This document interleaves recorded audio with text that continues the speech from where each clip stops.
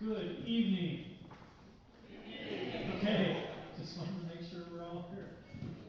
Welcome to the candidates forum for the Bothell City Council candidates race. My name is Eric Murray. I am the president of Cascadia College here in Bothell, and I'm going to be tonight's moderator, helping us get through the next couple of hours with our candidates and with our audience.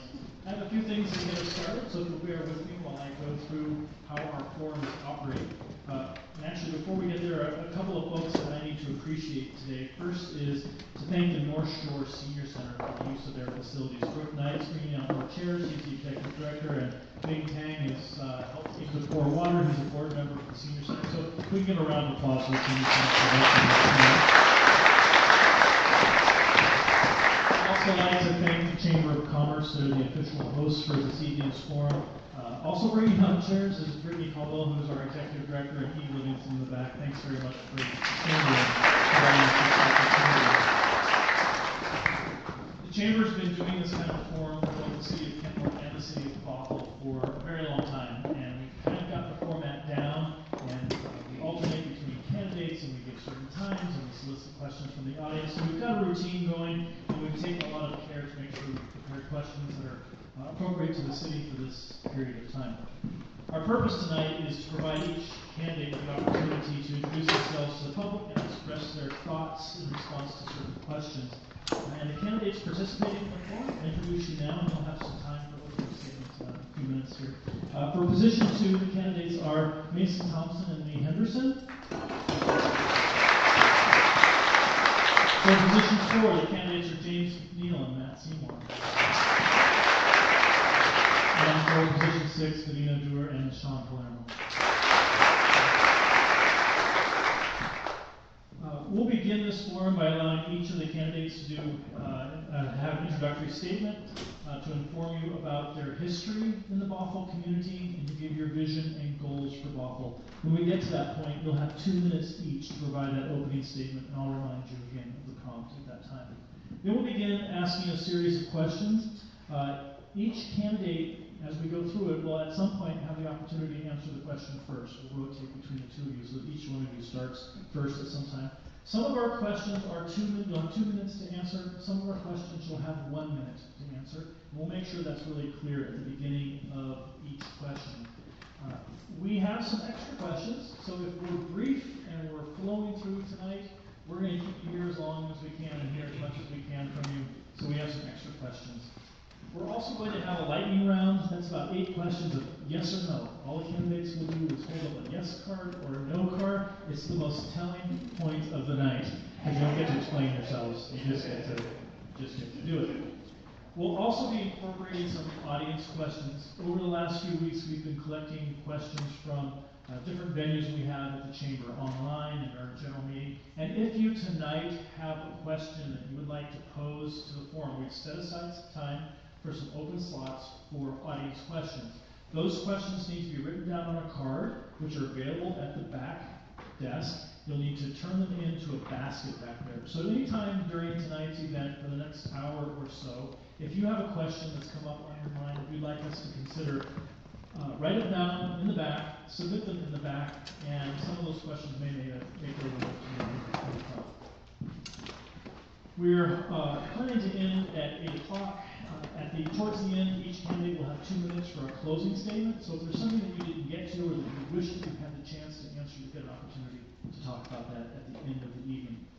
One of our most important rules for tonight is timekeeping. In order to keep everybody succinct and on time and to get us all out of here tonight, we have our infamous timekeeper, Mike Rue. He is ruthless. No matter what happened, whether it's 1 minute or 2 minutes, at the 30-second mark, Mike will do this. At the end of the time period, Mike will do this. And I will cut you off. I have a lot of practice doing this. My encouragement is to, when you see that yellow card, start wrapping it up, because I don't want to have to interrupt your sentence. Thank you for that.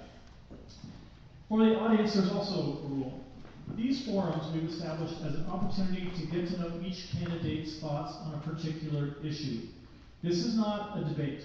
We are not having the candidates debate against each other or say why they are better than the candidate next to them. We have them respond to the questions in how they would approach the issue if they were on city council.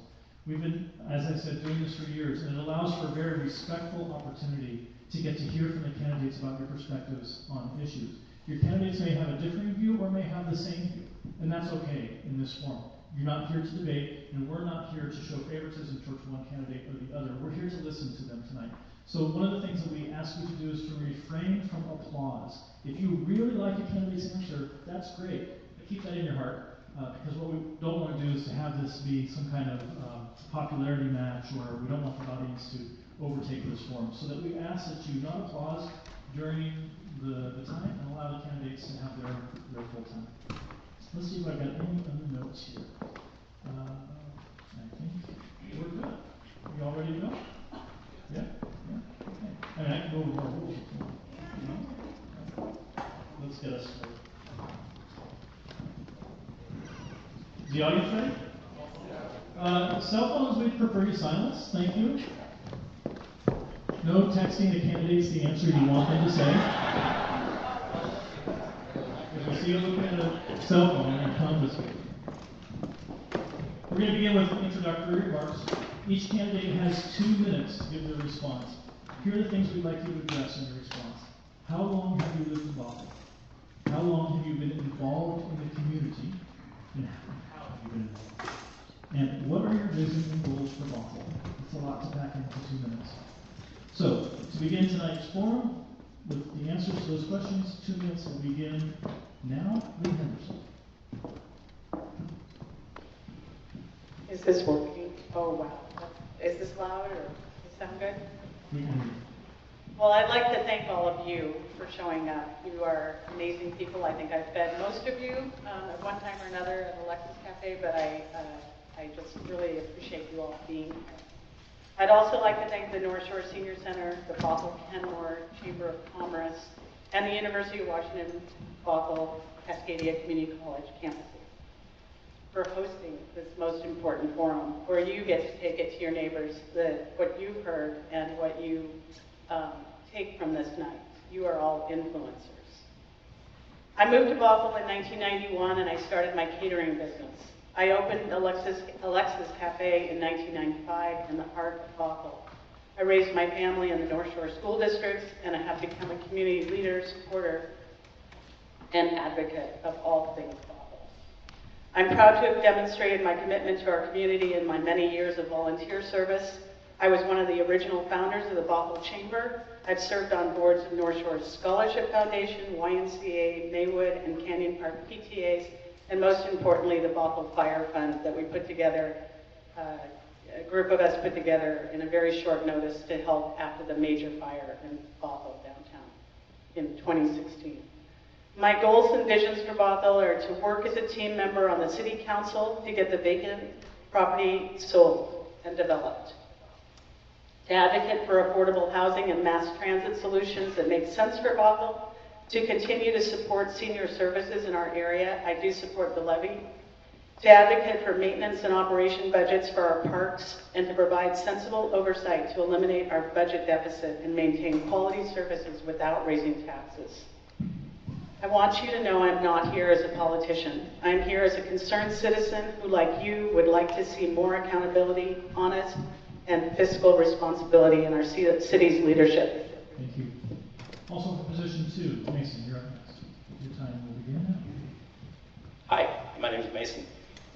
I was born just up 228 and raised just up from Canyon Park. My first apartment was in North Creek, and my first single-family home was in Queensgate, where I live with my wife, Laisha, and our 4-year-old daughter, Adele, and 2-year-old son, Pierce. I'm already serving the city in an official capacity.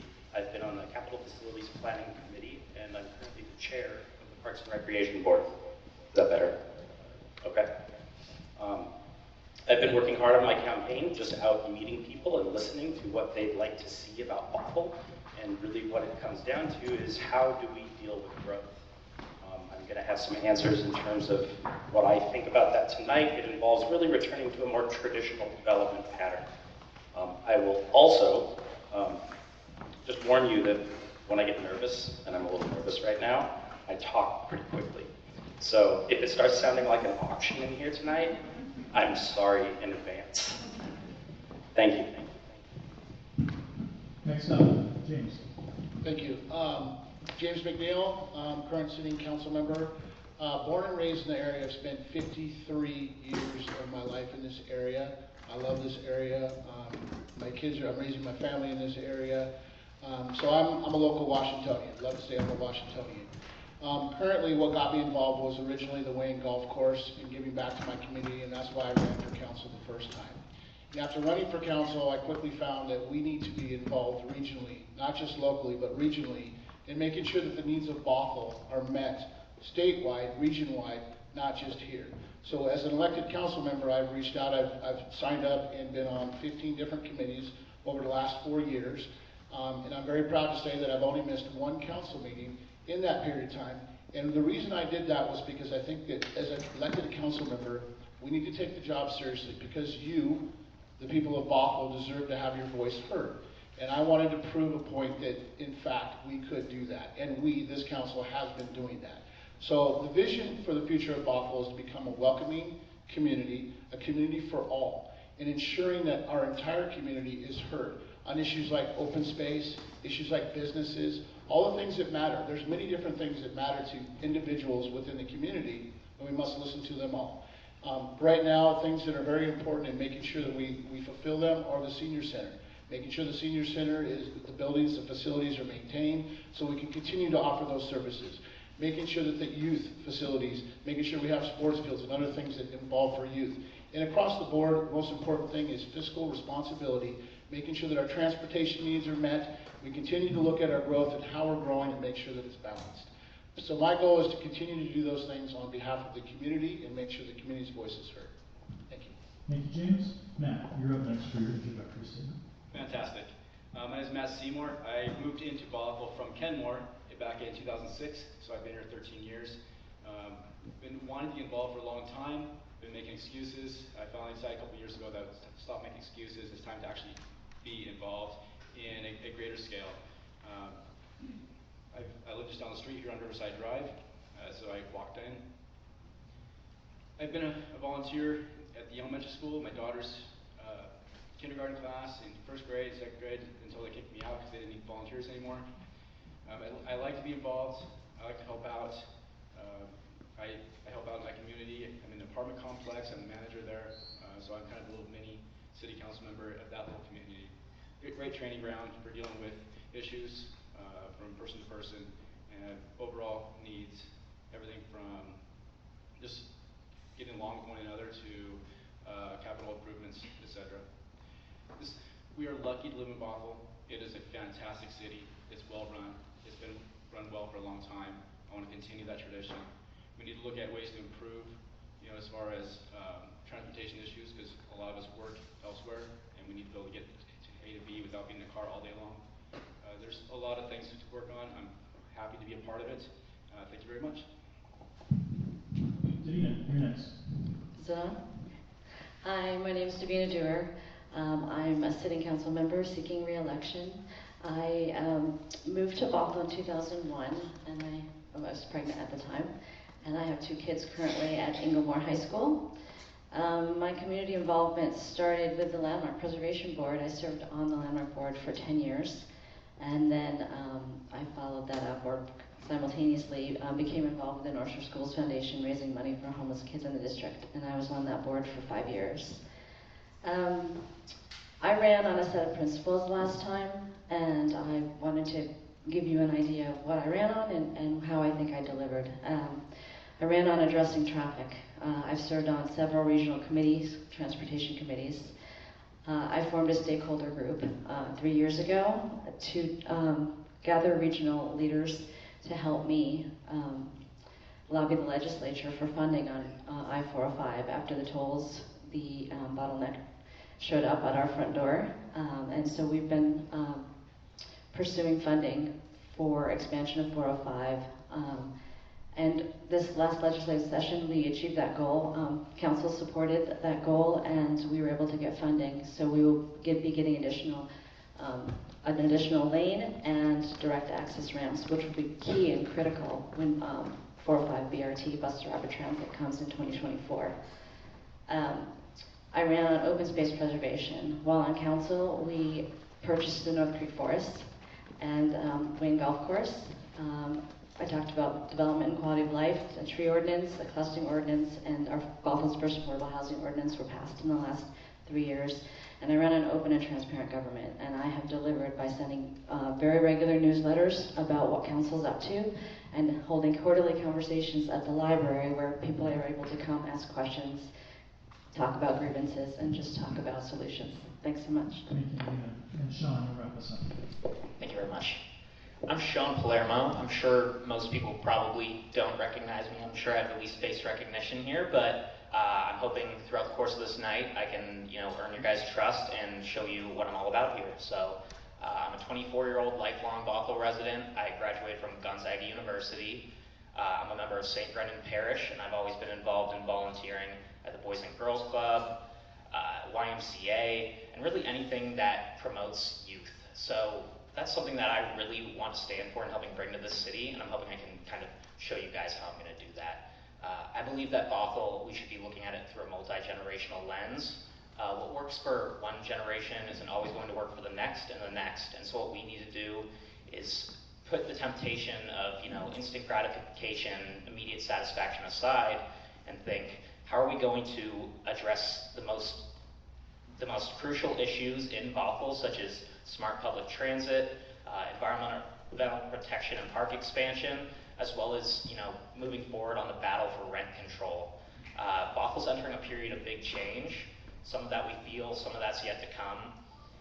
This can be scary, intimidating, or overwhelming, but really I think we have a chance to achieve something great here. We are, according to the U.S. News and World Report, we're in the number one state in the country. We're feeding off the number one economy in Seattle, and we have the UW Bothell, which has the number 2 return on your degree out of every university in the entire country. I want to use this to our advantage to attract young talent, continue to make things affordable, because you should be able to live in Bothell while paying your rent, affording your monthly goods, and be able to save up wealth at that same time. I hope I can bring you guys on board to help me lead this city and work with all of you to build a clean, safe, and equitable Bothell, and thank you. All right, thank you all for your introductory statements. We're about to launch into our specific questions. I first want to thank my colleague Ryan McErvin from the University of Washington Bothell. He helped design a lot of these questions, the ones that we prepared in advance.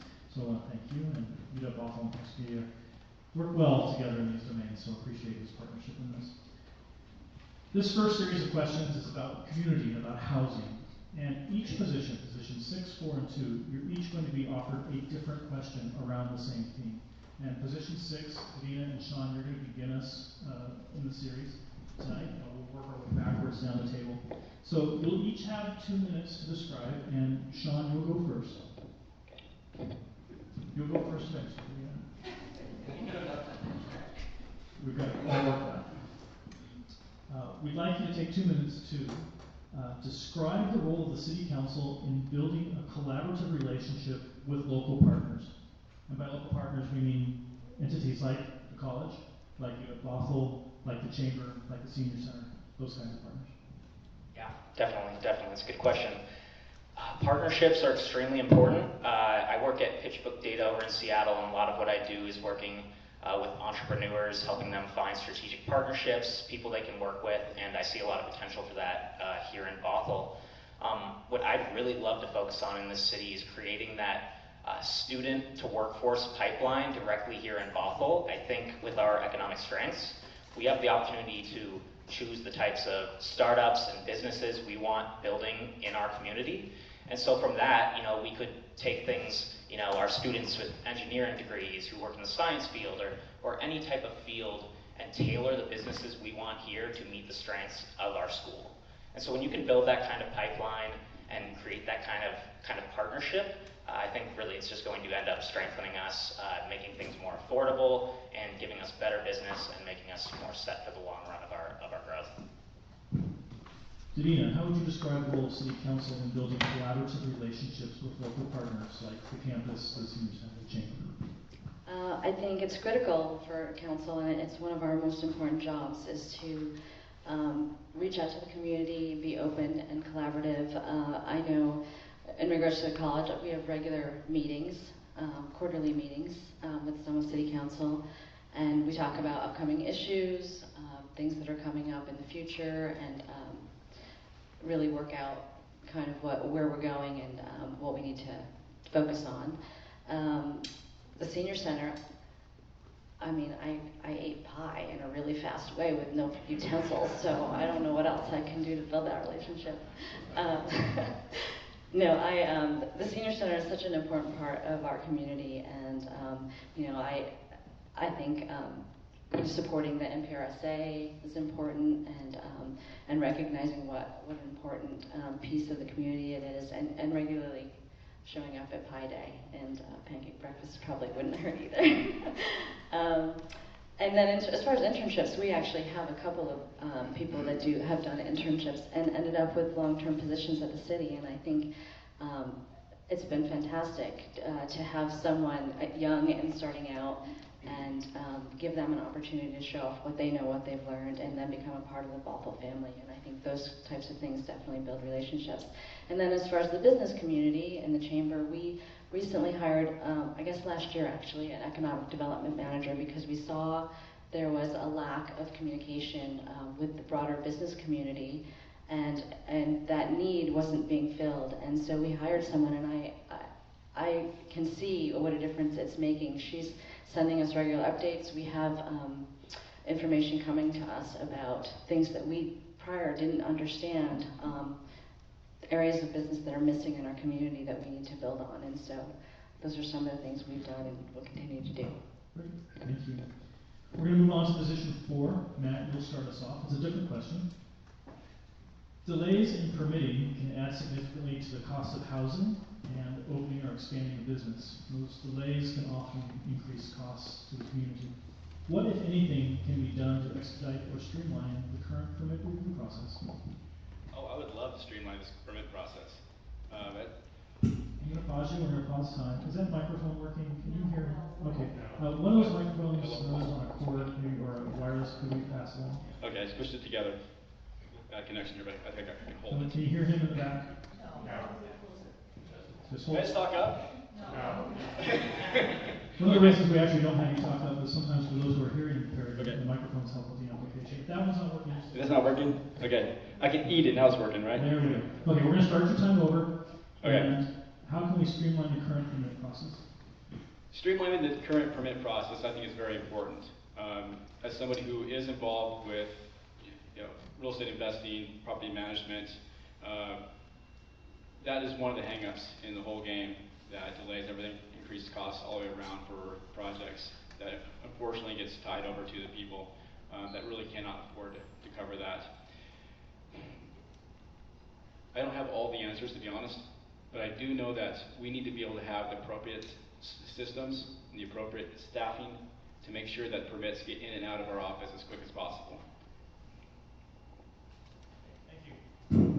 James, you're next. Delays in permitting can significantly add to the cost of housing and expansion costs for businesses affecting the community. What can be done to expedite or streamline the permit review process? Thank you. I'm going to use their microphone. Being in the industry for 27 years, expediting permit processes can help. It helps on a couple of counts. One is affordable housing. If our permit costs and timelines for getting permits take as long as they typically take and cost as much as they typically cost, then that is a barrier to building affordable housing as one element. But the underlying issue is the process in which you have to go through to get the permit. And if we can work to structure the processes that you go through at the counter, through the review process, having additional consultants looking into how we actually review the permits, coming up with issues like, coming up with things like, if you have a project of a certain type, that type of project could be done over the counter. Having software, today's technology allows us to do things a lot quicker through technology, through the process of submitting, and it goes to 5 different departments versus 1 department. So there's many different things, but the underlying thing will be technology, allowing technology to get the process through quicker, having people that understand the constructability of the projects themselves, developers bringing projects in that are fully vetted before, so doing pre-application reviews of those projects. So we can do upfront work to be proactive so that during the permit process, the time costs much less. And that underline would actually save some money and time on the permit. Okay, thank you. We're going to move to position 2. Mason, you'll begin us. It's a new question. Affordable housing or homelessness have been an ongoing challenge facing our region. What are some strategies you might bring to the table to help better address this issue? Thank you for the question. This is one of the biggest issues that I hear about when I'm in Bothell, whether it's my kids can't afford to live here, or I might have to go somewhere else because it's so expensive just to pay rent and exist in Bothell. I think we need a greater variety of housing stock and traditionally more affordable types. We make a lot of types of housing illegal in most of our neighborhoods. I'd love to see more of what they call the missing middle housing be allowable by right in Bothell. Similar in style and construction to a single family home, a duplex, triplex, or fourplex can provide a way for a homeowner to earn income and stay in their home, or just simply a less expensive way for people to live here. And also, just simply concentrating growth around transit. We can't separate transportation and housing in the affordability discussion, because no matter where we live, we all have to get to where we're going to go. So if we can build communities that are more compact, more traditional, more walkable, and people can walk to meet their daily needs at the bank, or at the grocery store, or at the doctor's office. And if they can take mass transit, we have bus rapid transit coming in 2024. And if we can take transit to our region's job sites, and future residents of Bothell can walk to the grocery store, perhaps they need one less car. And the average car costs over $700 a month to own and operate. So by focusing our growth around walkable neighborhoods that are close to transit, we could do something very meaningful to make it more affordable to live here in Bothell. Lee, you'll conclude us on this section of questions. Affordable housing homelessness has been an ongoing challenge. What are some strategies you might bring to the table to better address this issue? I have actually been doing a lot of research on this issue because I actually lived in that situation in my 20s where I had to go find a place that I could afford to live, not where I wanted to live. And that was Sultan, Washington. And so I got my first house in an affordable housing situation with the government. So I'm very in tune to the needs. What I found, though, is that in Bothell and probably other places, if you make $80,000 or less, you are in that category. I would like to see us break those categories up. I'd like to see us break the category of what someone needs at $20,000 a year or $80,000. It's very different. I don't want to group it. I want to expand the knowledge and expand what it is that they may need. I also think we could incentivize developers to build affordable housing, maybe with reduced permit fees or reduced taxation in the city. And also, I'm very interested in upzoning. This is a new topic for me, but I'm reading about it and I like the thought of it. And basically, it's for all of us that live in single-family dwellings. To upzone means that there might be apartments or condos or ADUs allowed in your area, and that helps those people that can't afford a single-family residence. So those are some ideas I've come up with, but I'm educating myself all the time about this because it's a very important issue in our community. Okay, great. Thank you very much for your answers to those questions. We are now going to move into Series 2. Series 2 questions. We're going to start in the middle this time, and James will be the first to go when we get to the questions. You'll also have 2 minutes to respond to each of these, and the topic is transportation. We're going to hit a lot of different kinds of domains in transportation. The first one's near and dear to my heart because I've been taking an electric scooter from the campus to downtown in my tie and helmet. James, you'll go first. Should shared bike and electric scooter companies be allowed to operate within city limits? Don't bias yourself based on what I just said in terms of my love of the electric scooter. Should shared bike and electric scooter companies be allowed to operate within city limits? Why or why not? I would say they should be. I too have had the opportunity to ride them, and I've had my kids ride them, which they probably shouldn't be, but they were wearing helmets. But they should, because it's an alternative mode of transportation.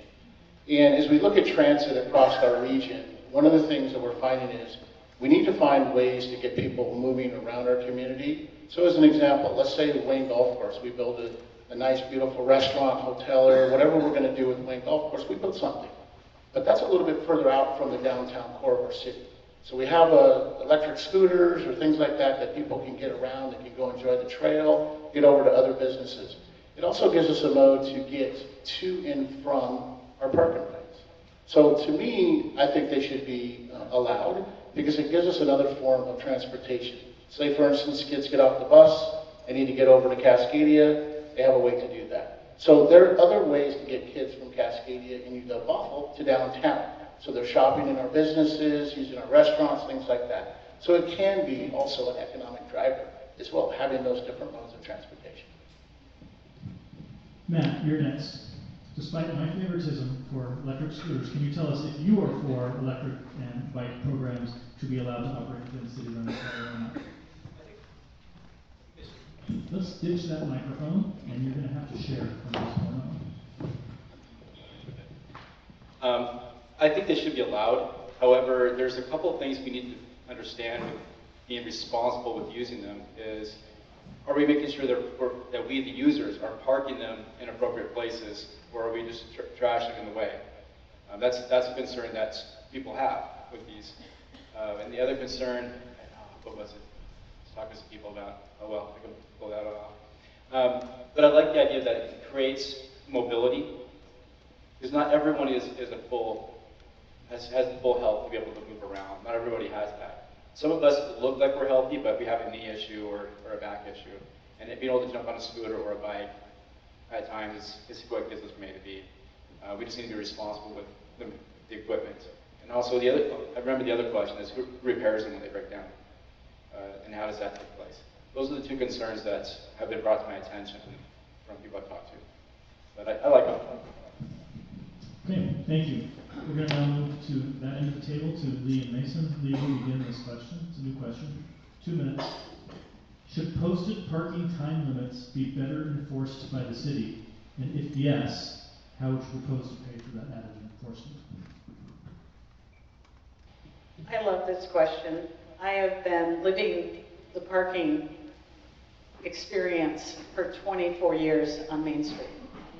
And I have seen all kinds of programs possibly come and go, and mostly just go. So to get to the answer of your question, I've thought about this, and I do want to preface it with, I was probably the only person about 15 years ago that said, we have a parking problem, because it was like, there were enough people to support the businesses. Now we've got a bigger one.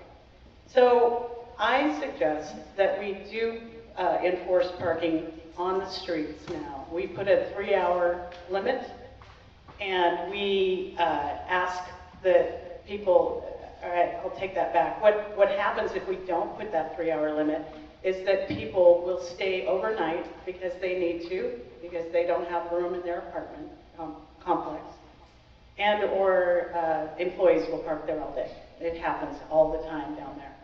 So I think the enforcement's going to have to hopefully come from some of the new recruits from that we just had our levy for from the police department. And I think it's well worth putting the money towards that. Okay. Mason, you're up next. Should posted parking time limits be better enforced by the city? If so, how would you propose paying for that added enforcement? I would say yes. Quite simply, the more our parking turns over, the more people are in and out of our downtown core, the more people are spending money, the more people are making our streets vibrant, the more people are enjoying themselves. We shouldn't have people permanently storing their cars on our city streets in front of our businesses, and we should do something to make sure that that doesn't happen. In terms of how to pay for it, I'm going to echo what my opponent just said. We just recently passed a levy adding quite a few law enforcement officers on the street. We were told at that point in time that we can't essentially do traffic because we don't have the people. Short of that, if that doesn't work, I would be interested in possibly exploring the idea of what paid parking looks like downtown to raise some funds for that, simply so we can get people moving in and out, so it's easier to find parking when you get there, and people enjoy our businesses more. Okay, thank you. We're going to come back to this end of the table. Davina, you get to go first this time. We're still on the topic of transportation, and you have 2 minutes. Sound Transit is working to deliver bus rapid transit service to the State Route 522 corridor. How can the city, Sound Transit, and local businesses best work together to collaborate on this project? Well, everyone has probably heard of Yakima Fruit Market and the concerns that have been brought up about that situation. I've spoken with the owners of Yakima, and this would be true of all businesses impacted. It's tough. I think the best way is to engage early and often, and get the public engaged as well. When Sound Transit called me about Yakima, the first thing they said was, "Oh my gosh, we've gotten 100 emails." Nothing gets their attention like 100 emails from constituents. They don't really care what us electeds think, to be honest. And so my recommendation to them has been to write down what you absolutely feel that you need to have in order for your business to be viable and continue, and to be very clear about that. I think the best way is for them to understand exactly what you need for your business to continue to thrive. And so I've encouraged them to be very specific in terms of what their parking requirements are, what they believe they need, and what they can afford or not afford to spend. And sitting down and having conversations is always key. And I know staff is already working with Sound Transit, but any business out there that's having issues should always contact electeds, and if nothing else, we can be the conduit. And that's probably the best route. Okay, thank you. And Sean, how can the city, Sound Transit, and local businesses best work together to collaborate on the Sound Transit project? Yeah, that's a great question. So I think a lot of it's just going to have to involve scheduling times for collaboration and figuring out ways that are going to work for all of us. Businesses need people, getting dropped off, brought to them, but we also need, to focus on long distance transportation and what's going to be most effective for that kind of transportation. So what I would like to do is have the council, work with the businesses and Sound Transit, and also loop in, micromobility, where we can start thinking about ways to partner them together where, for instance, you could have micromobility options like bikes and scooters at park and rides to then, just ride into the city, and also have the option to go straight from there to wherever you need. If you need to go downtown to, into Seattle, and really get that collaboration going between all of our different types of transportation to get them in sync for when we start implementing these bigger changes and start, growing with smart transportation and self-driving cars. It's really going to be a big project, but what we need to do is just make sure everybody's at the same table, we're on the same page with the same goals. Okay, thank you. We're going to change up the format just a little bit. We're moving to 1-minute questions, and we're going to start at this end of the table and move straight down. I'm going to ask the question once, and then when your minute is up, just pass the microphone to the person to your right, please. How can Bothell become a regional leader on climate change resiliency, and what will you do to make the city more sustainable? I'll repeat the question before you start. How can Bothell become a regional leader on climate change resiliency, and what will you do to make our city more sustainable? Great question. So I think as a state and as a city, we're in a great position to address this and continue to become more sustainable and really, implement cleaner energy practices. But what I think we really need to do is, as a group, mobilize and take advantage of the fact that Jay Inslee was talking about how when he retires, he wants to be able to tell his kids he did everything he could to prevent climate change and help them live a more sustainable life. That being said, we need him to start giving us the money to address that issue. I'd love to, find some way to give credits or, assist our city in converting over to solar or, any type of energy that is a better alternative than coal and gas. I really think at the end of the day, we're going to have to work on a state level here, and I think we have the governor to do it, and I think we'll have the leadership in the city council to implement it. I love this question. So last year, Bothell City Council made sustainability one of their 10 priority goals. And amongst the goals that support this, we'll be looking soon at a single-use plastics ban. Preserving open space is always important in terms of climate change, preserving forests, and such as with Wayne and North Creek Forest, you're preserving habitat, and more importantly, on Wayneville, of course, we're able to restore a salmon habitat.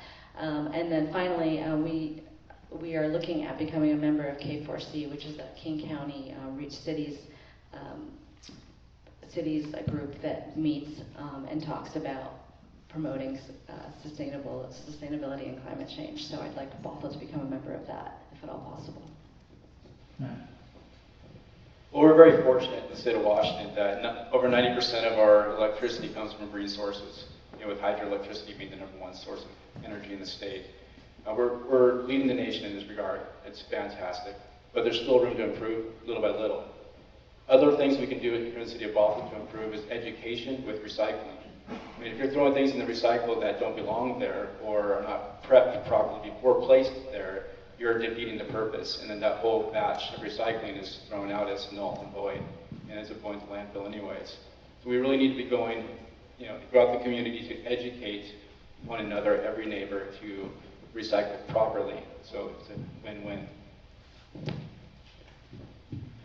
Thank you. I'd have to agree with my colleagues up here, the things that they've said already, but I think we need to take it a step further and start to work and think about things more regional, and working with our regional partners and find out the things that are currently working throughout our region, throughout our state, throughout our country, and continue to work on those things and build programs that are actually functioning.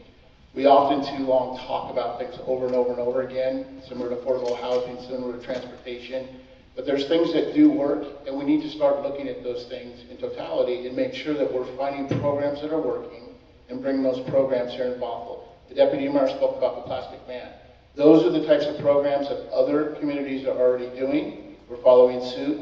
We need to take the lead on some of those programs and work with other communities to make sure that we're bringing these things to the city of Bothell as well.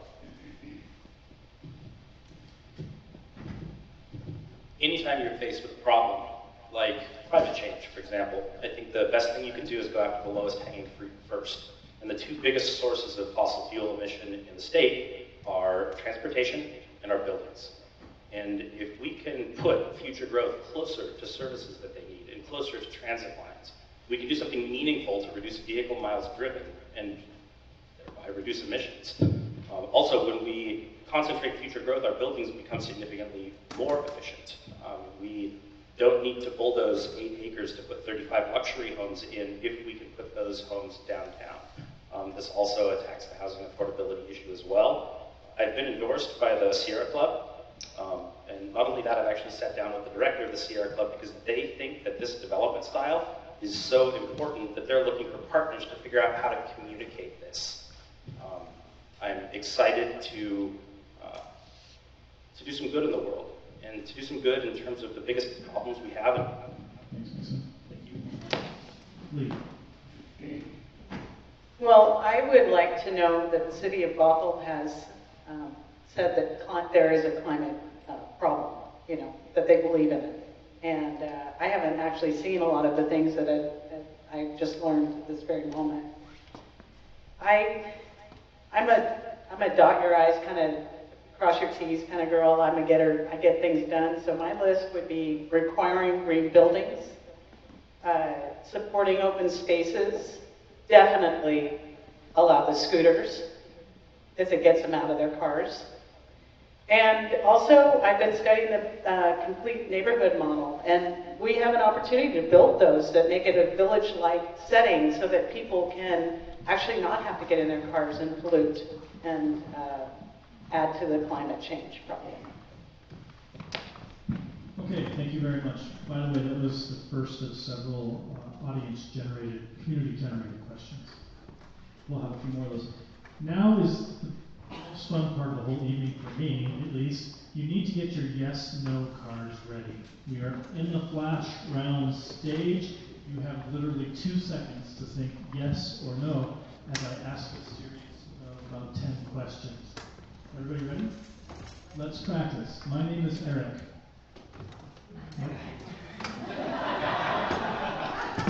I'm not even voting for position 6. All right. Here we go. Is the city of Bothell financially healthy? Okay. Do you support Tim Iman's initiative 976 for a $30 car tab? Do you support the North Shore Parks and Recreation Service Area Levy, Proposition 1, which would benefit the North Shore Senior Center as well? Have you been on the UW Cascadia campus in the last 12 months? Did the city handle the snowstorm last February well?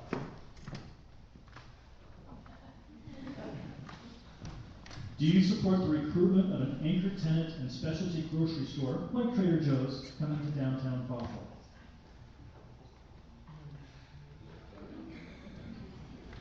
Have you ridden an e-scooter? Are you in support of any additional business taxations within the city as a means of offsetting budget shortfalls?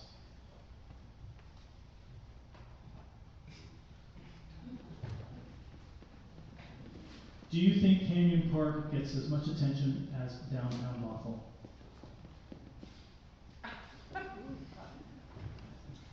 Will Washington State win the Apple Cup?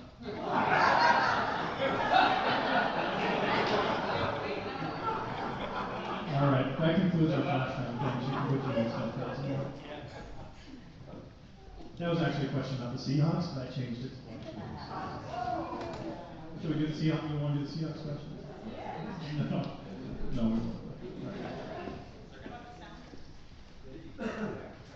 All right. We are on to another audience community-based question.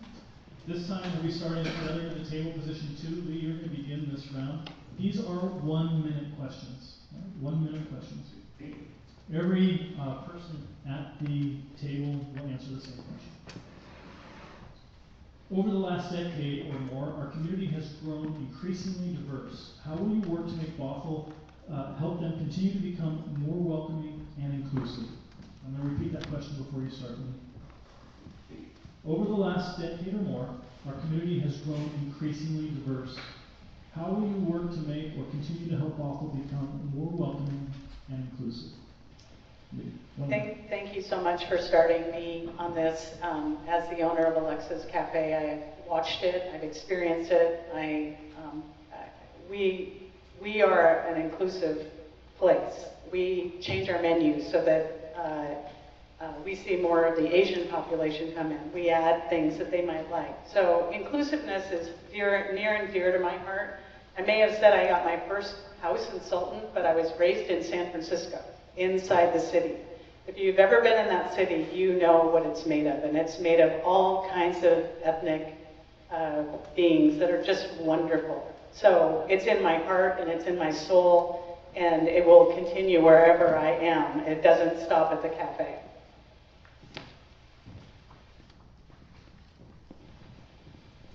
I think the best thing that we can do to create a more inclusive environment is to build more affordable types of housing so a greater variety of people can afford to live here in general. I am also, as the chair of the Parks and Recreation Board, we're looking at providing more inclusive elements in parks across the city. This is something coming up in the next couple months because inclusion is about a variety of things. So that's about all I have. I won't use my whole minute. James. Great question. We are a very diverse community, and for many of us who have lived it our entire life, I can tell you Bothell is one of the most welcoming communities that I've ever known in my life, and I've been here a long time.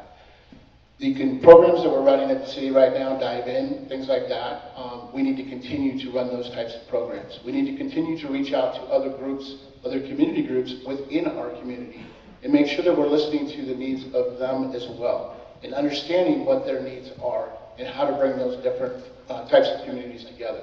But continue to run the same types of programs, find new and inventive programs, get the community groups that were within our community to actually tell us what types of programs we need to also offer within our communities, because diversity comes in many forms. It's not just racial.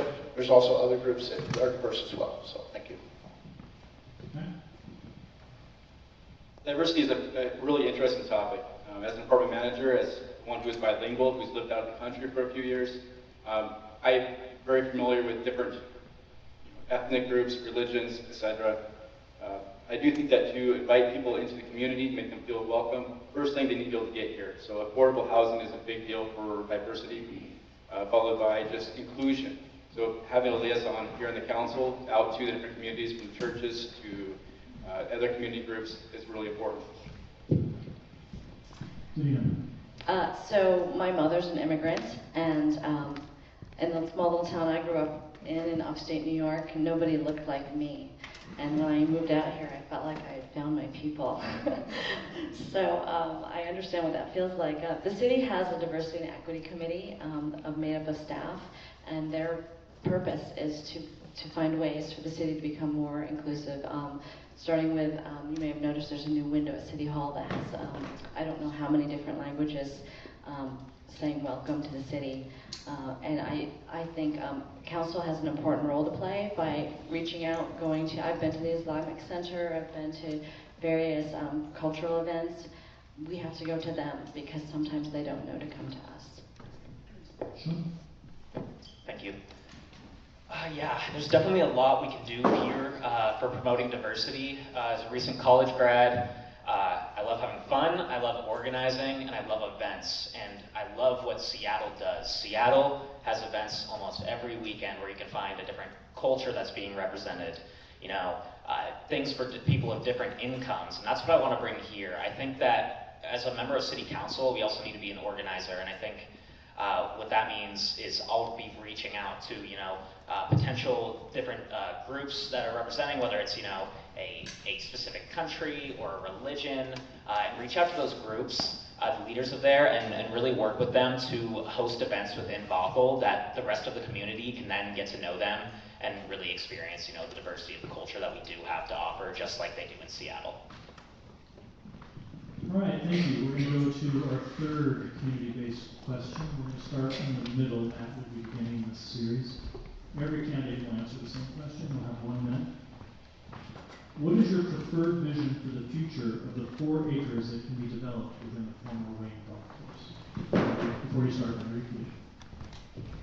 What is your preferred vision for the future of the 4 acres that can be developed within the former Wayne Golf Course? Honestly, I was kind of sad that it's no longer a golf course, to be honest. I used to walk over there with my daughter when she was really little. We'd go look for the golf balls in the bushes and have a good time and go golfing ourselves. And so I haven't really put a lot of thought into what we should do in the future with that, because my mindset is still a golf course. Love the question. My preferred vision is for the community to decide what it becomes. However, I want to ensure that the community understands there's an economic driver that needs to happen in order for the community to keep it in perpetuity the way it is. Because there's maintenance costs with owning the park steady. We need to find a way to bring the economic driver to that front 4 acres so that we can maintain the property in perpetuity for the community. So we need to look at what the community wants. We also need to balance that with what the community can actually bring in as an economic driver on that front 4 acres. So to me, I want the community's voice to be heard loud and clear, but I also want to make sure that we go through a process which finds the best economic driver so that we can maintain that property the way it needs to be maintained so that our community can use it forever in perpetuity. We're going to jump down here to this end of the table, so position 6. Sean, you're going to begin. Thanks.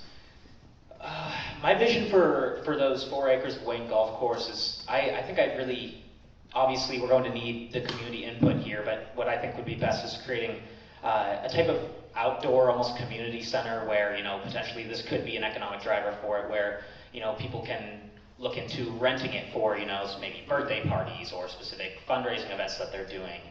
Really just giving that an option as a nice outdoor venue that people will be able to take advantage of. Because we do want it to start producing money, and if we, just sit there and, kind of debate back and forth of how we're going to use it, we're just going to be paying those maintenance costs without getting anything back for it. And so I think the sooner we kind of open it up for, people to take advantage of and rent, then we can be more successful with it. Agreed. We need to be able to raise money. It costs about $200,000 a year to maintain. That's no small feat for a city our size. And my vision is something that capitalizes on the natural beauty and doesn't take away from that at all. The council packet actually this week talks about a possibility of a boutique hotel, spa, a meeting area, and distillery. And that seems really big and grand. I'm not quite sure that I'm on board, but it needs to be something that people can bike to, I think, and take advantage of the access to the trail, and something that the community can support and gather around. Thank you. Mason?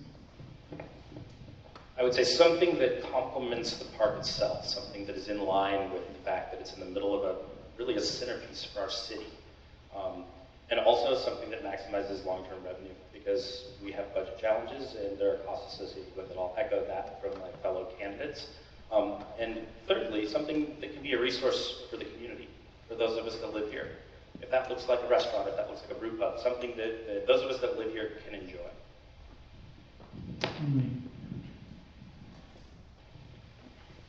I've been to several meetings that this is discussed, and it has been brought up to get the community involved in the decision.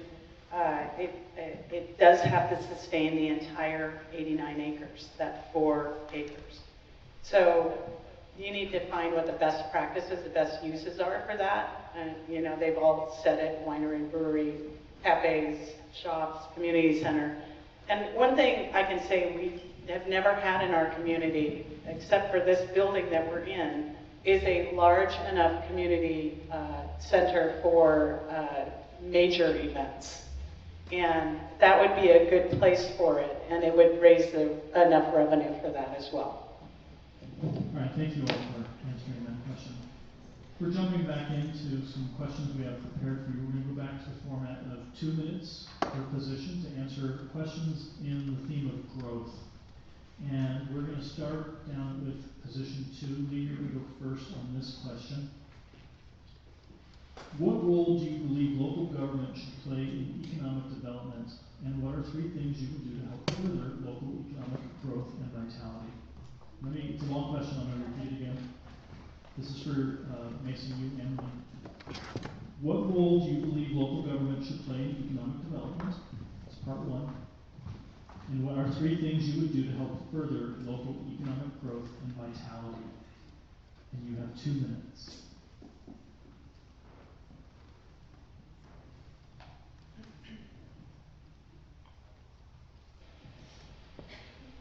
The local government, this question came up earlier that I didn't have to answer, but it has to play a role in partnering with chambers and senior centers and all of the big players. And that will just create economic development on its own. But we all have to feel like we're at the same table and we're being heard. And it's not one or another. And I think that three things that I would do is I would also learn from other regional jurisdictions as to what has worked for them. What has worked in theirs to bring economic development to their town? I have worked 28 years bringing economic development to Bothell. I've sat on lots of committees, I've run my business, I've participated in all kinds of ways of bringing the economic perspective to Bothell. And I would just continue doing what I do and take what I've learned and also what I continue to learn and bring it towards the solutions for economic development. Mason, you have 2 minutes. What role do you believe local government should play in economic development, and what are 3 things you do to help further local economic growth and vitality? I believe the government should decide really what goes where. Where do people go? Where do businesses go? Where do we put them, and what do we try to accomplish with that? I think one of the best things that we can do for economic growth, particularly downtown in Canyon Park, in our more economic centers of the city, is to have people live there. If we have people that live right next to businesses, they're going to walk downstairs and they're going to go to those restaurants. They're going to shop at those stores. And that's something that we can do as a government. We can decide where we want to put things. I think we should have a mix of housing and services. I don't think those use cases should be completely segregated like they have been traditionally in this area. And yeah, we should concentrate that growth. We should make vibrant, fun, walkable areas where not only people that live there want to go enjoy it, but those of us that live in the surrounding suburbs want to drive downtown and hang out there. Because it's a fun place to be, because there's things going on and there's businesses that you want to patronize. Okay, we're going to move to position 4, James and Matt. James, you'll go first on this one. Again, our theme is growth right now, and you'll have 2 minutes to answer. I'll read the question twice. Growth in Bothell may cause discontent for some. We live in an area with a lot of capacity for economic growth that is also rich with history. How would you balance historic preservation against potential new development? Read it again. Growth in Bothell has caused some discontent. We live in an area with a lot of capacity for economic growth, but it's also rich with history. How would you balance historic preservation against potential new developments? First, by understanding what the historic value is of those historic properties. We saw a great example of that with the Wayne Golf Course, and how we were able to come together and preserve it without development on that piece of property. So when you talk about preservation of historic buildings like Main Street, things like that, as long as we understand what those are and what needs to be saved, then we can preserve them for future. However, I must say that we are bound by the Growth Management Act. So we must take growth that's put on us. We must have growth. But we have to be sensible about that growth and balanced about that growth. And we can put growth in specific pockets as long as we study and understand where that growth is going to best suit us for economic development in the future. As an example, do we want to put more growth into downtown versus in the outlying areas? Yes, because it's a walkable, livable area. There's more economic benefit with less land development that's been used. But we all have to, all the cities are going to have to take the growth at some point. And so we need to understand what the history of Bothell is today and what we want it to be in the future and plan for that future so that we don't overdevelop into areas that we want to preserve, like North Creek Forest, Shelby Forest, all the different areas that we've been talking about preserving. We want to make sure that they're in the conversation so that as we move forward with that growth, we understand where it's going to be. Canyon Park is a prime example. That is our growth center. And we need to understand what type of growth is going to go into Canyon Park so that we can also preserve areas outside of Canyon Park in the Snohomish County portion for other parts of open space. Thank you. Matt, we live in an area with a lot of capacity for growth, rich with history. How would you balance historic preservation against potential new developments? Bothell has some historic sections of town, like Main Street and some other places where there's some old buildings that have some charm to them. Some people want to preserve these old buildings just because of the architecture and the memories and the charm, and that's a wonderful thing, and I agree with that. However, at some point, those areas will need to be developed, but they can't be developed where we retain the front storefronts, the facing of the buildings, so that things are built behind that to be able to get the growth needed for the future. Focusing on the growth in the areas where there is already established transportation routes is pretty important. And then the neighborhoods that want to remain more single-family homes and quiet and private can also do that as well. We will move on to position 6. 2 minutes to respond. Our theme is growth. Davina, you'll start. I'll read the question twice. Ready? What do you see as the top priorities for the Canyon Park sub-area plan? Let me read it twice. What do you see as the top priorities for the Canyon Park sub-area plan? So we almost lost the Canyon Park as a regional growth center a couple years ago because we don't have enough growth there. We're set, an expectation is set for a certain number of ADUs, which are not ADUs, I'm sorry, activity units, and those include jobs or people living there, and we are not meeting that. So I would say the top priority is making sure we don't lose that designation, because that brings a lot of weight when we go for grant dollars for transportation. We've also reached out to businesses to see what their concerns are as we do the master plan, and affordable housing is one of their top requests for their employees, and transportation. The ability to get in and out of their businesses. So one way we could do that was with transit-oriented development, something, maybe a building on top of the Canyon Park Park and Ride. And they're also asking for amenities for their employees, places to go shopping, places to have lunch.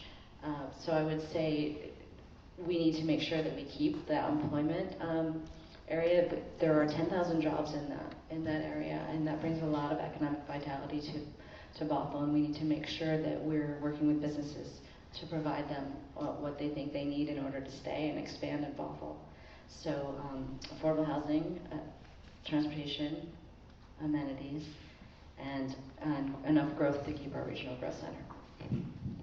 And Sean, what do you see as the top priorities for the Canyon Park sub-area plan? Yeah, so I actually live right over by Thrasher's Corner, right near there, so there's definitely a lot of opportunity. I think the first thing we need to do is realize that since we are feeding off the strongest economy in the world, in Seattle, as well as an all-time high in venture capital money, what we need to do is, with that economic development agent that we hired to represent Bothell, we really need to make sure that they are reaching out to all of our local investors to see who they have relationships with, what existing companies they have relationships with, and see if any of those are looking to expand. We have a lot of Seattle investors and Washington State investors who are, focused on clean energy investing. They're focused on agricultural technology. We're going to have a choice here in Bothell to really attract what we want, because we do have such a nice layout there over in the Canyon Park area. I think another thing we need to do is reach out to businesses around there and see who they have partnerships with.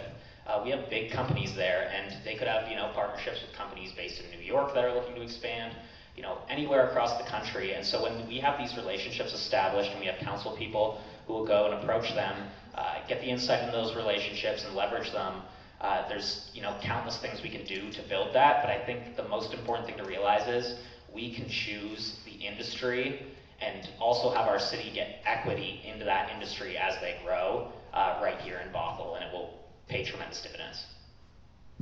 Okay, thank you. We're going to move into a new area of questions here in just a second, but during this next question, the audience is invited to submit questions. There are cards at the back table. This is the last call for questions.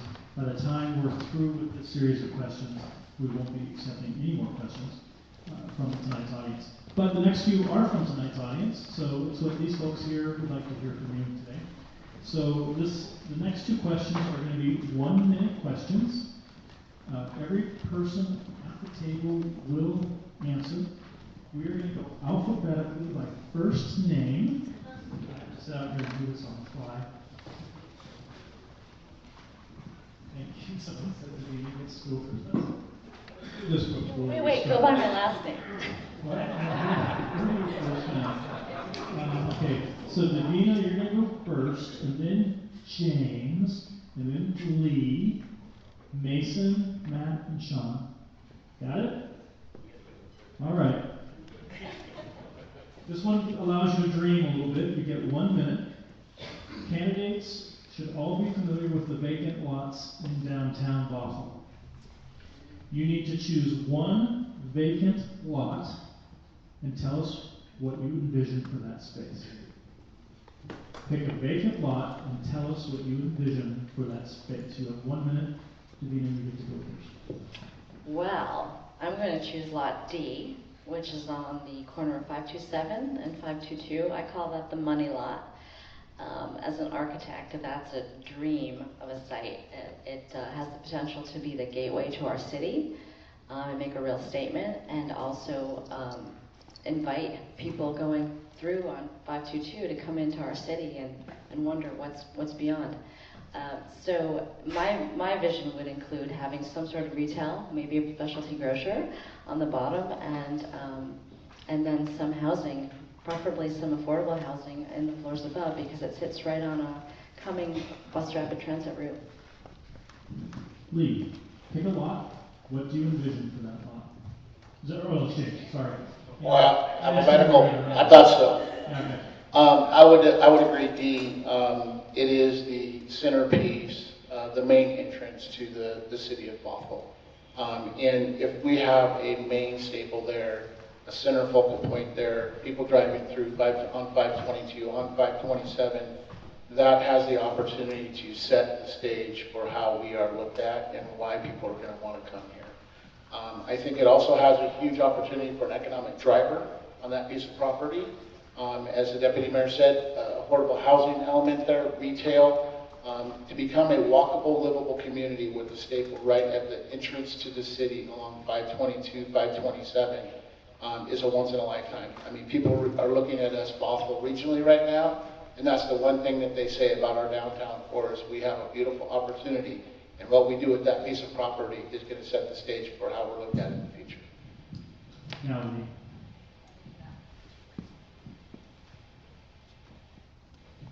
Well, I'm going to echo D, but I'm going to say Trader Joe's. This has been going on for so long in our community. It is a desired. It's been, the citizens have said it over and over and over again. We need a Trader Joe's. That lot can handle a lot more than that, but what we've done already in downtown Bothell is strikingly beautiful compared to other towns. So if we just keep the housing on the top and the retail on the bottom, and we get that Trader Joe's, I'm set. But Lot D is the kingpin. Mason. I bet you didn't expect everybody up here to have the same answer. I'll say Lot E, F, and G and say the same thing. I think we need ground floor retail with housing above. The more of those types of buildings we have with mixed use, the more residents there are for the businesses, not only for the retail in that building, but for the other buildings as well. So more building in that style can help leverage the investment we've already made in downtown. We do desperately need a specialty grocery store downtown as well. And from there, we'll let the businesses fill in how they want to serve our community. We've got a bank now. I'd love to see some services like a doctor's office closer downtown. And yeah, keep doing what we're doing. I like where it's going. I'd like to see more of it. Matt. I'm going to give a slightly different answer to the same lot. I would like to see the city maintain control of that lot forever. In other words, I want us to be the landlord of that lot, to have the Trader Joe's, to put on there whatever we choose, so we can design it to be the entrance to our city, and we can collect rent on that space going forward, so we can keep our taxes low for the rest of our community. That's how I want to approach that lot as a member of City Council, if I'm ever elected that spot. And we can choose what we want there, whether it's retail, residential, or retail and commercial. Both are great ideas. I think we can look into that and lower our tax needs. Yeah, Sean. Thanks. Yeah, so surprise, I'm going to pile on with what a lot of they said. Let's go Lot D there. But when we're building Bothell, I think it's also important, you have to have retail on the bottom level, different store options. I'd love to see, potential like brewery expansions, really places that are going to bring communities together, places where people can meet, have fun, and just socialize. Obviously, we're going to also need to expand parking, give options there to park, where you're not just going to be necessarily using that retail, but we need to give people more opportunities to get out and get around the city in general. So I think we should take advantage of that space.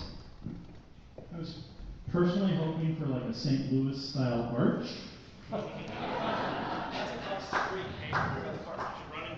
Or maybe a rent-free Chamber of Commerce location? Just saying, those are in my pocket. Okay, we're going to continue with another 1-minute question from our audience today. Mason, you're going to start? Okay. I'm going to jump around, a little random here on this one. Please tell us about your previous civil service experience. 1 minute. Talk about your previous civil service experience. Perfect. I was a member of Bothell's Capital Facilities Planning Committee last year, and that's where we essentially decided what projects that cost over $100,000 we're going to fund for 7 years in the future. It's an every 2-year process, so we add 2 years on, and then we look at the other 5 and evaluate. I think that's important because how we build Bothell determines what kind of city we're going to be. And what kind of city we're going to be matters. That's also the reason I joined the Parks and Recreation Board, which I now chair, and I hope you guys like the pop-up dog park. Matt, you're next. Sean, you're on deck. After Matt.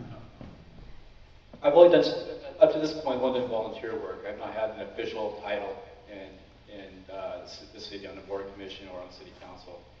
Just volunteering on opportunities as they come, whether it be for something for the holidays or something at the school, mostly at the schools, where I've been doing most of my volunteer work, because I have a relationship with my kids there. And looking forward to more opportunities to serve, whether on the city council or on another appointed position in the future. Sean, you're next. Davina, you're on deck. I have also had no civil elected experience or worked for any boards yet, but some things that I am active on. I'm currently working on the Jay Inslee re-election campaign. I'm with the Sunrise Movement, so activists fighting climate change. I also helped as a co-founder to start the Young Progressives at Gonzaga University, and so that basically focused on bringing together the Spokane community, focusing on our diversity building and diversity acceptance. Davina, you're next. James, you're on deck. So prior to being elected to City Council, I was on the Landmark Board for 10 years and the chair for a good many of those. We worked on making decisions about which buildings to try to save. We were part of bringing McMinimans to Bothell and saving the Anderson School Complex. We worked to save the North Creek Schoolhouse, which now resides in Centennial Park, and we also published a book called Bothell Then and Now, which celebrated the centennial of Bothell and shows that it needs to be updated, but it was in 2009, and it showed then around 1909 and then 2009. I've been deputy mayor for the last 3 years and 9 months. I'm on the board of directors of the Sound Cities Association, which represents the 38 cities in King County except for Seattle, Puget Sound Regional Council, Transportation Policy Board, and the WashDOT Executive Advisory Group, and some other committees on the city of Bothell. Thank you, Davina. James, you're up. Lee, you're on deck. Thank you. Before I was elected to council, I had no civil service. The first thing that I ever did was form a group called One Bothell. It's a nonprofit. That was my engagement into civil service. I became elected as a council member. When I became elected as a council member, I took it serious and I volunteered for many, many committees, including Flood Control Committee, which is a regional advisory committee on flood control issues that happen regionally. King County Parks levy, the levy that originally came out that helped raise funding for acquiring lands like Wayne Golf Course. North Shore Parks and Rec Service Area, currently serve on that, Public Issues Committees. I'm going to try to go through these quick. Regional Law, Safety, and Justice Committee, East Side Transportation, Seashore, and currently serve on the Regional Policy Committee, which is King County, that handles all the issues like homelessness, affordable housing, and things like that. So it's been an honor to serve the city of Bothell on all these committees, but the most important thing to remember is your council members don't just serve you locally here, they serve you regionally.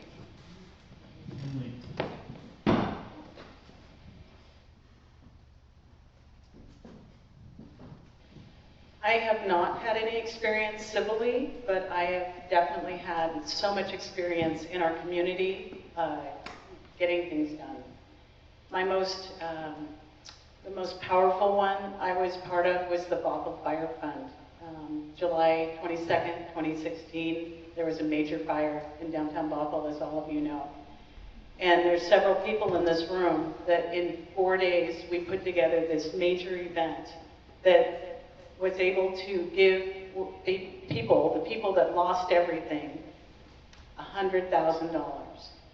And we did that out of the kindness of our hearts and our networking and our caring, and that's what this community is really all about. And we were so amazed at how many people came and gave, and it was just a remarkable experience. So that's led me partly to where I am right now, sitting in front of you. Our last general question comes from the audience, and it's actually, I think, one of the most difficult questions that you're going to get tonight. Everybody will have 2 minutes to answer the same question. And we're backing you into a corner a little bit here. If you had to balance Bothell's budget without raising taxes, which plans, policies, projects, personnel, or services would you eliminate in order to downsize? It's a hard question. If you had to balance Bothell's budget without raising taxes, which plans, policies, projects, personnel, or services would you eliminate in order to downsize? Davina, you will go first, followed by Mason, and then Matt and James, Sean, and Rick. Well, I think it's always a challenge. Interestingly enough, this past year we looked at just a study about the court and whether or not there was an opportunity for budget savings. And the people came out in droves and said, no way, just because we wanted to do a study. So I would look at ways to save money. The court is an opportunity, not necessarily to get rid of it, but perhaps to bring in some neighbors like Kenmore and Woodinville and share cost. So that's one thing that we could look at to perhaps save some money. The biggest pieces of our budget are fire and police and public works. We really can't get rid of public works, and we had to recently expand fire and police. So, and I would say we'd have to take a really good look at whether or not we can afford to expand our park system right now. Everybody would love to save Shelton View. I would love to save Shelton View. I've been there many times. It's a beautiful piece of land, but we'd have to seriously consider whether or not we can not just afford to purchase it, but whether or not we could afford to maintain it. So that's something that I would take a serious look at. And probably we wouldn't be able to remaster plan or master plan at all Bothell Landing. We've already not been able to do that, but it's on our list of things that we'd like to do, but we probably wouldn't be able to do that. So I think our park system would probably suffer the most in any kind of budget. Thank you. Mason, you're up.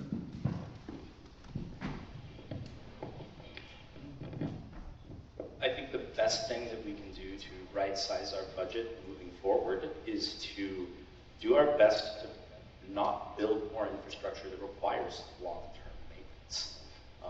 Our maintenance costs for our infrastructure are already an issue. We've had to vote for levies for important services recently.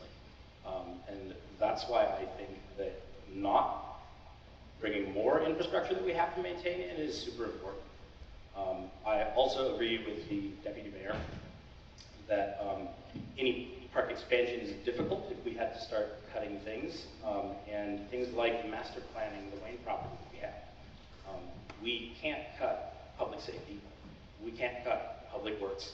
The city doesn't provide services that are superfluous. It's a difficult question, the way that it's posed. I think I'd like to answer it in a different way by talking about how we can raise long-term revenues without raising taxes on people that live here already. That wasn't the question. Matt, you're up next, followed by James. This is always a difficult question in government for how to balance the books. And As somebody who's, a lifetime accountant and business owner, in addition to other things I've done, you have to make hard decisions at times. Sometimes you don't like the answer, but you have to face it anyways. I really like the idea of sharing some costs with neighboring cities, so that maybe the two cities combined can reduce the cost of something that can be shared over both cities. There would be neglect in certain areas, and Parks Recreation would probably take a hit in that case. I would like to seek opportunities to gain more revenue, which is what my plan for Lot D was, is to create revenue for the city in that spot. So it's a lot of hard work and a lot of hard decisions. Thank you. That's a tough one, because we are a service, the city of Bothell is a service provider. And so we're providing the services that the community wishes for and wants to have. And so I think probably the biggest thing in understanding as a council member for the past 3.5 years is we can go out and leverage what we're already doing through bonds and levies that we already have currently existing, and get partnership dollars from the state. And one of the things we can do is go to the state and lobby for bringing dollars from the state back into our community. And so it's important to understand that even if we have a budget crisis, we can still go do work outside of our city to raise revenue to bring it back to our community. So one of those things would be to go to the state, lobby the county to bring dollars back in. But as far as cutting services, it would be a very difficult thing to cut any services within the community, especially fire and police, public safety first. So one of the services that would probably be first to go would be the public open spaces would probably suffer first. Sean, you're next. Thank you. Yeah, as a candidate position 6, I only have, allegiance to my constituents here in Bothell, to the city of Bothell. I wouldn't sacrifice any of our parks, and I certainly would do everything I can to save Sheldon View. I think it's extremely important. I don't think it's something that we should be cutting. I think we should be working to preserve. But what we should be doing is looking at our council and saying, who here can focus solely on our city, on our needs, without having to worry about, other cities, other people they're serving, and will they be willing to put in the effort to do line item budgeting, to stop spending so much money on consultants, to get down on the subject matter and actually learn it themselves, learn how to do it, and work with the rest to actually get that done. We're spending hundreds of thousands of dollars on consultants every year. We're just doing it to avoid going through the actual steps of learning. We just want to go through the motions.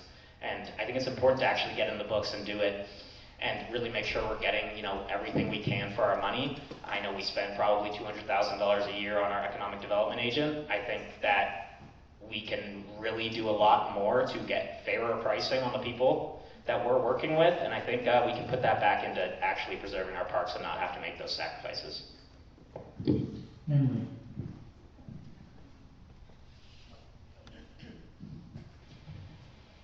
This is probably the main issue of why I'm running for city council. This problem with our budget out of balance is a relatively new one. It's been the last few years. And as Sean said, we have been spending hundreds of thousands of dollars on consultants. I like how he said it. You don't learn the problem. You just get someone to pay someone to tell you what to do. And that costs us money, all of us. And then also, I really want to find a way to live within our means. I have had to do this for years. I didn't always have the money that we needed to run the business, but I learned, and I learned how to do it. And I think we can do it again. And I just can't, we had our property taxes raised 14% in the last 2 years. And that's like asking too much, because I've talked to people that can't afford it, and I give them ideas of how to get their property taxes taken care of them if they're elderly. I just think we have got to stop going backwards and eliminating things and find ways to grow our economy in the city And that means we won't have to raise the taxes, and we don't have to eliminate personnel and policies. But let's get rid of the consultants. All right, we're going to take a moment to thank you very much for being here. It takes a lot of courage to be up here in front of an audience to give your perspective. We're going to start closing statements in just a second, but if you could help me thank all of our candidates for being here.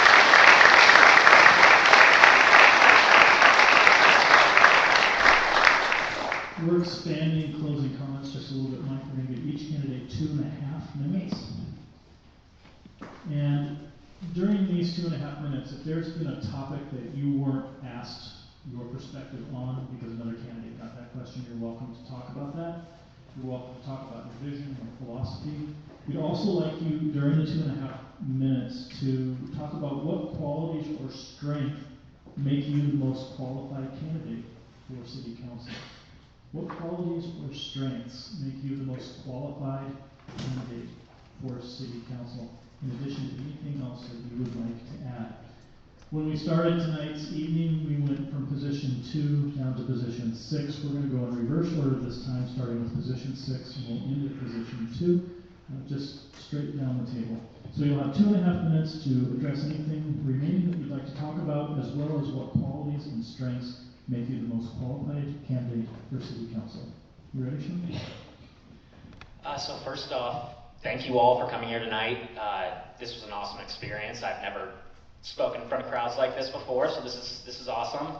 I'm really excited for the vision that we can achieve with this city. We just have so many strengths here, and we have so many opportunities to choose how we grow.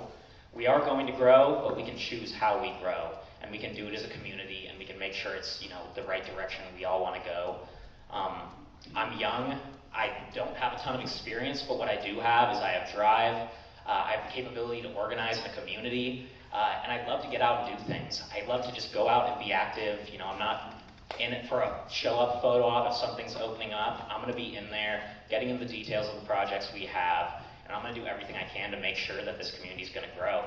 I'm a go-getter. I'm energetic, and I just feel like bringing a multi-generational view to the city of Bothell is not only something that we need now, but it's definitely something we need in the long run. I just really do have a great vision for how this city's going to grow and how we can transform and how we can take care of our citizens with affordable rent, just affordable housing costs, and really just do everything we can to make sure that people are inclusive, because we do need to have a city where you not only can afford to live and pay those monthly bills, pay your student loans, pay whatever debts you have, but on top of that, you should be able to accrue wealth. The people who don't have generational wealth are getting left behind, and that's not what Bothell should be about. Bothell should be about all of us. So again, thank you. Thank you all for being engaged. I appreciate having an audience to speak to. I originally ran because I was concerned about some of the things that were happening in the city back in 2015. We talked about the budget tonight. The last recession, the city didn't cut any positions. They didn't do any cuts. They took from the reserves.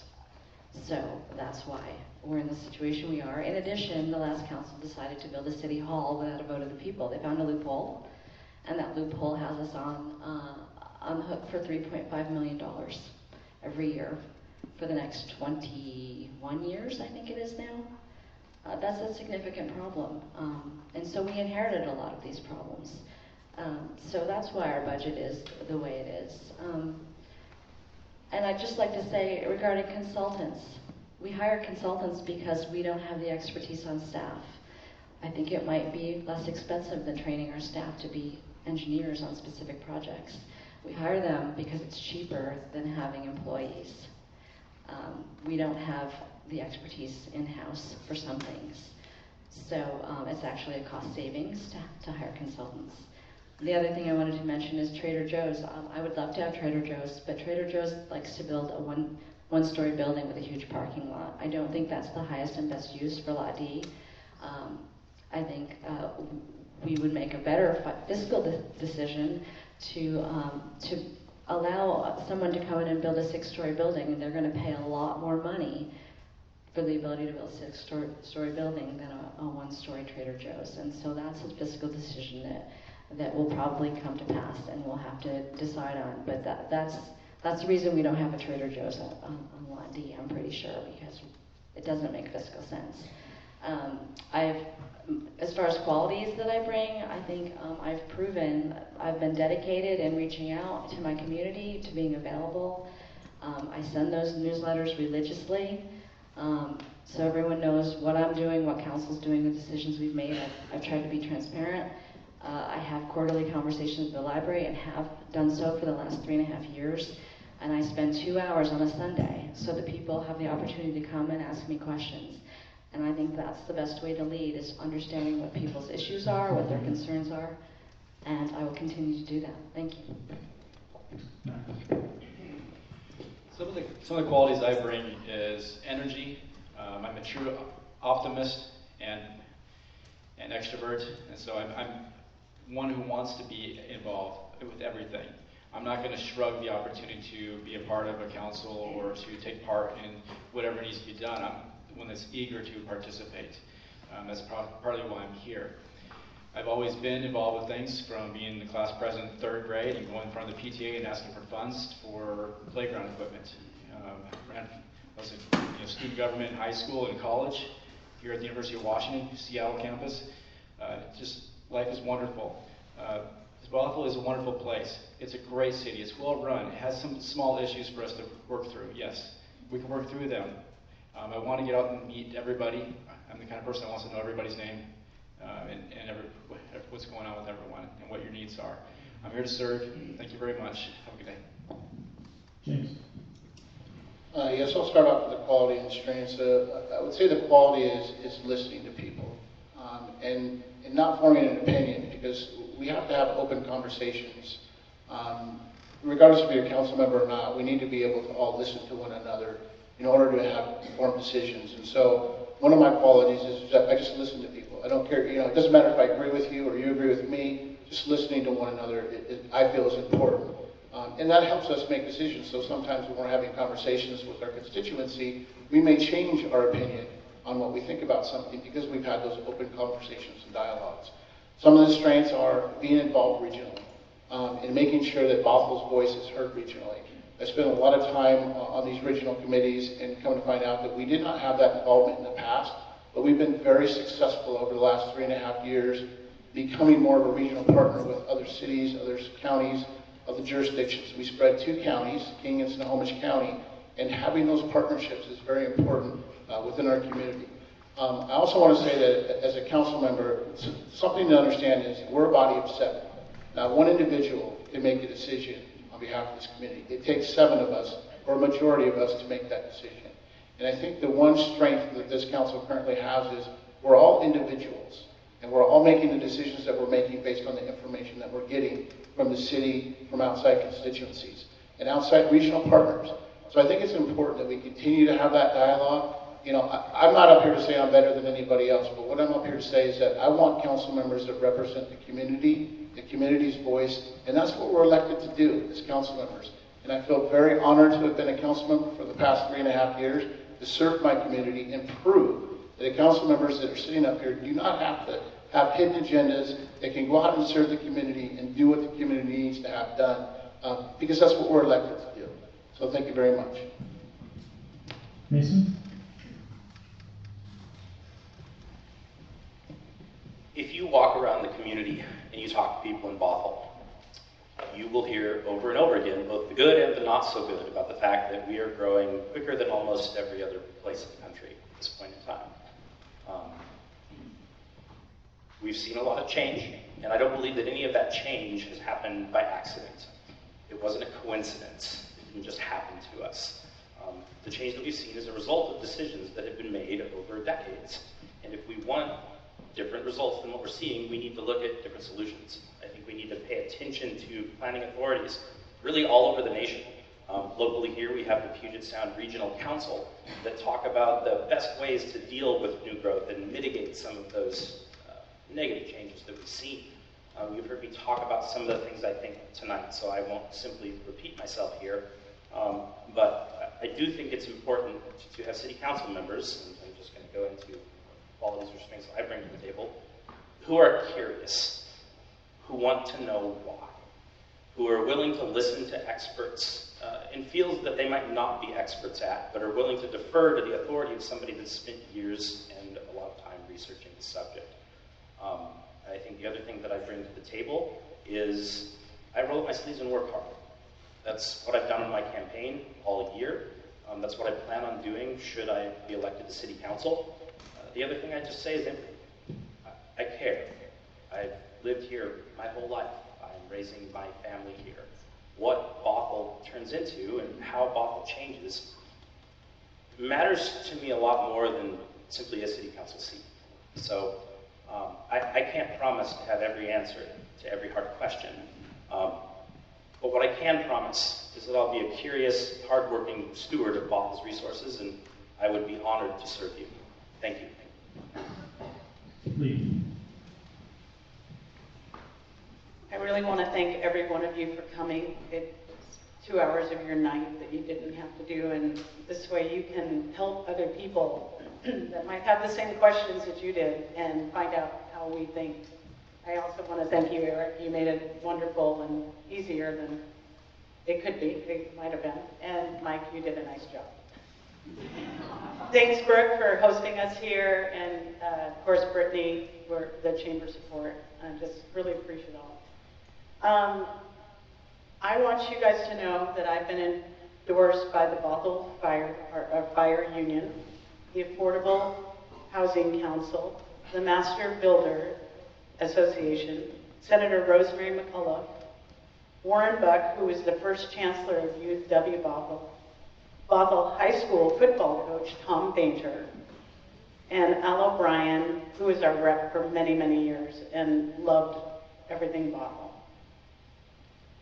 As a part of my ongoing commitment to the Bothell community, I will be donating my entire salary from the council position to a nonprofit that is focused on either affordable housing or homelessness, and I'd like those to be in the Bothell area.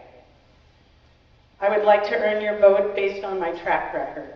My motto has always been building community. That is what Alexis Cafe has always been about, and now I want to take that same spirit out the door and to the steps of City Hall. A couple things I want to talk about that I didn't write was Ms. Dorr said that Trader Joe's was a single building, but if you look at Totem Lake, there's a Nordstrom's on top of it. And if you look at Bellevue on Trader Joe's, there's a REI. Any of that would be very good for our city. I want to say in closing that I have loved this community, and this community has loved me. And I absolutely would love to earn your vote and serve you on council for the next 4 years. The North Shore Senior Center, who gave us this space tonight, as well as UW Bothell and Cascadia College, are all members of the Bothell Kenmore Chamber. Together with the leadership of the Chamber of Commerce, we were able to bring you this event tonight, and I'm really thrilled that this many people showed out for this kind of event and have an investment in our city government. So first, I'd like to thank those agencies for being a part of hosting tonight's event.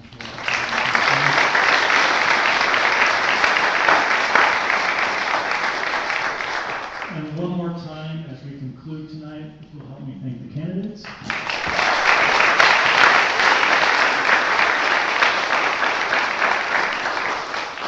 appreciate you being here tonight. Have a safe drive home.